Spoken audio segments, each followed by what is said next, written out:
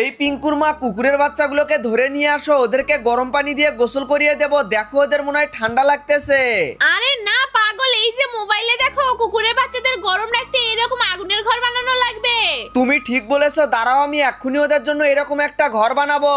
এই পুরাতন ঘরটাকে সরিয়ে এখানেই ওদের জন্য নতুন করে আগুন ঘর বানাতে হবে। এ কি পিঙ্কুর বাবা, তুমি ইট নিয়ে আসলে কেন? ওদের জন্য ইট দিয়ে ঘর বানাবে নাকি আবার? হ্যাঁ, নিচের অর্ধেক তো ইটের ঘরই বানাতে হবে। এখন উপরে স্ল্যাবগুলোকে লাগিয়ে দিয়ে তার উপরে কাঠের ঘর বসিয়ে দেব। ওমা, এটা তো দেখতে একদম চুলার মতো হয়ে গেল। হ্যাঁ, ওটাকে তো চুলাই বানিয়ে ফেললাম, কিন্তু রান্নার চুলা না, কুকুরের বাচ্চাকে গরম রাখার চুলা।